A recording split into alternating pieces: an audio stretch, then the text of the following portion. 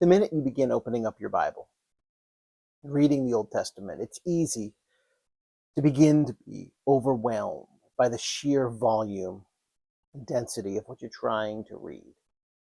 I've been there. There's no shame. But early on in my academic career, I learned a very important lesson that I want to talk to you about today.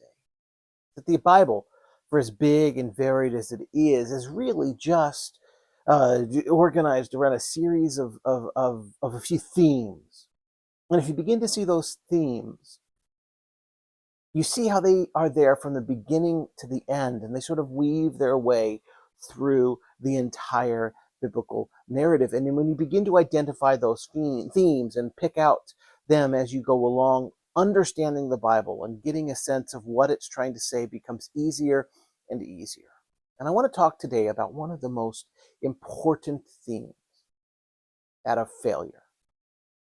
In the beginning, God creates the heavens and the earth, and he puts the first two humans in the garden. There in the garden, tells them not to do one thing, to eat the fruit of the tree of the knowledge of good and evil. And yet humanity, Adam and Eve, disobey that. They fail to keep that command. And in so doing, they introduce sin into the world. This sin, this problem of sin, begins to sort of devastate the world very quickly. It devastates their family. They're kicked out of the Garden of Eden. And it begins to sort of pollute the entire world. And it all happens because they fail to obey. Generations later, Israel is stuck in the captivity in Egypt. And so God comes and he delivers them in a powerful and miraculous way. And he very quickly takes them from Egypt all the way to the very borders of the Promised Land. And there, on the borders of the Promised Land, he gets them ready to go into the land that he has promised them. But they fail to believe that God can or will actually deliver his promise. And as a result, they spend 40 years in the wilderness wandering because they failed to believe.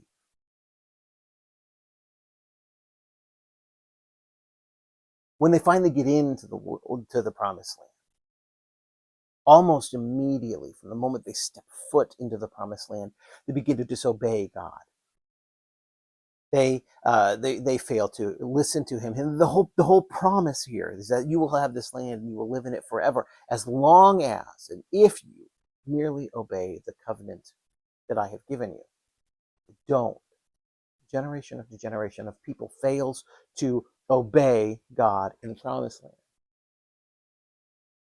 Our Bibles end in the book of Malachi. Bible that Jesus had didn't end in Malachi. The early church shuffled the order of the books.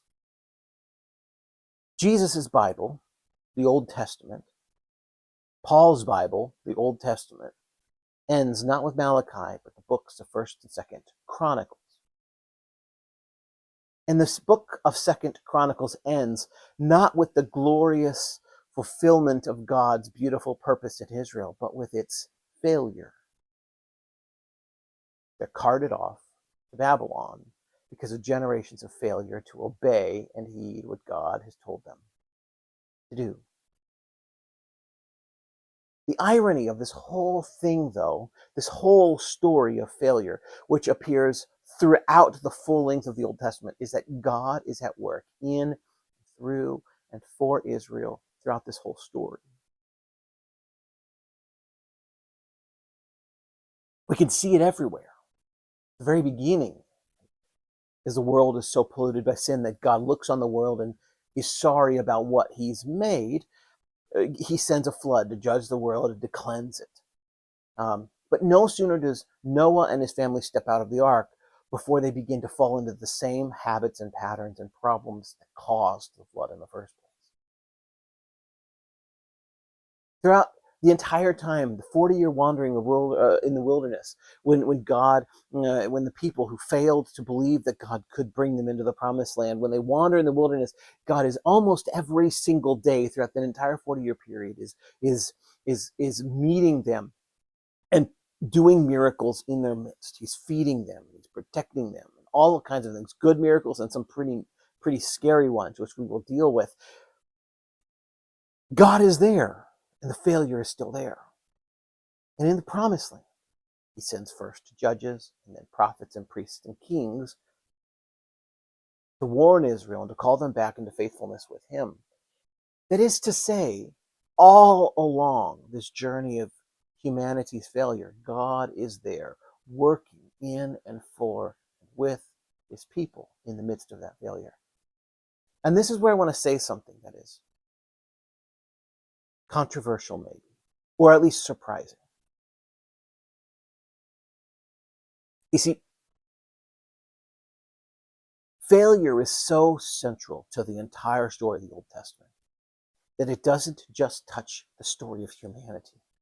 It touches the story of God too, because God's activity is dramatic and powerful and extraordinary, but there's a sense throughout the entire Old Testament that no matter how powerful and dramatically God acts, even his own actions end in failure. Yes, I said it. Even God's actions seem to fail to achieve the ends that they're designed to achieve, because God's actions are there to save his people. But the only thing that God's actions do throughout the entire Old Testament is ultimately to hold back the inevitable chaos and failure and destruction that soon closes in after God is done acting. Every time God acts, it's nothing more than a delaying tactic on the chaos and destruction and the failure that dominates the entire narrative. Why is it, how is it that God's actions could end up leading to failure? We get a sense of why failure is so essential to the entire Old Testament when we begin to look at the New Testament understanding of the Old Testament. Shortly after Jesus rises from the dead at the end of the Gospels, he meets his disciples on a road. They don't know it's him, but he meets them and he begins to explain to them, reinterpret, if you will, the entire Old Testament narrative. And in that reinterpretation, they discover something new. Likewise, Paul, who's on his own road, is heading to close down another church. And in that journey, Jesus encounters him. Saul, Saul, why do you persecute me? And after Saul's own conversion, he becomes Paul, he goes away for 3 years and he reinterprets the entire Bible. And after Paul comes out, Paul and all of the writers of the New Testament seem to come to this sort of understanding in different times and different places, but a core unified understanding about the nature of the Old Testament. And it's this: the entire Old Testament, beginning to end, above all else, looks to Jesus.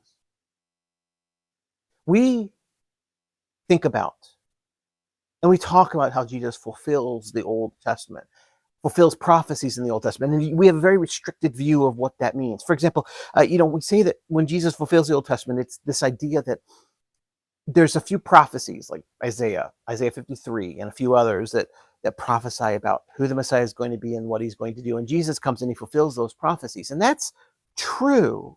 It's not the whole story. You see, for them, Jesus is everywhere in the Old Testament. Everywhere they look, they see Jesus. And it's precisely this central theme of failure in which we see Jesus most clearly. I called this second episode the greatest failure in the history of the world, and this is why. It's the paradox of the centrality of failure that proves the centrality of Jesus. You see, more than almost anything else, the Old Testament tells this sort of dual narrative. On the one hand, humanity is faced with a problem that is so big and so powerful and so dramatic. There's nothing in our being, in our capacity for action, that can overcome and solve this problem. The problem is sin. And on the other hand, this problem of sin is so big and so powerful and so dramatic that all of the divine activity in the Old Testament, all it's ever able to do is to hold back the tide of sin. And what it proves, this central theme of failure throughout the entire Old Testament, what it proves is this idea: sin is so big that nothing can stop it. And it's so powerful that no divine action can stop it except for one thing, and that one thing is Jesus. Jesus is at the center of the whole Old Testament because the whole Old Testament shows us what it's like to live without God in our midst. The very beginning of the Old Testament story talks about how Adam and Eve are in the garden. And in the garden, they walk in the cool of the evening with God who created them. There's a symbiotic, beautiful, perfect relationship. But that is quickly destroyed when sin enters the picture. So the entire Old Testament, the story is told in the context of this impressive and incredible chasm that is opened up between God and his people. There's this gulf between God and his people that has arisen. And the entire Old Testament takes place in this canyon between God and his people. And this canyon is not closed up until Matthew chapter 2, when God once again begins to walk with his people. The Old Testament is a story of the greatest and the failure of the world, because from beginning to end, what the Old Testament does more than anything else is show not only the context for understanding Jesus, but the importance for his ministry and the essential nature of what he came to do. And it proves time and time and time again how nothing in humanity and nothing even in God will overcome the central problem of sin except for Jesus. This is why when every New Testament writer reads the Old Testament, they see Jesus everywhere they look.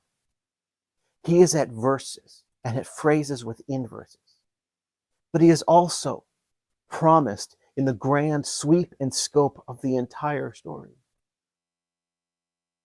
And the paradox of the Old Testament, it is precisely the failure of everything which proves the success of Jesus.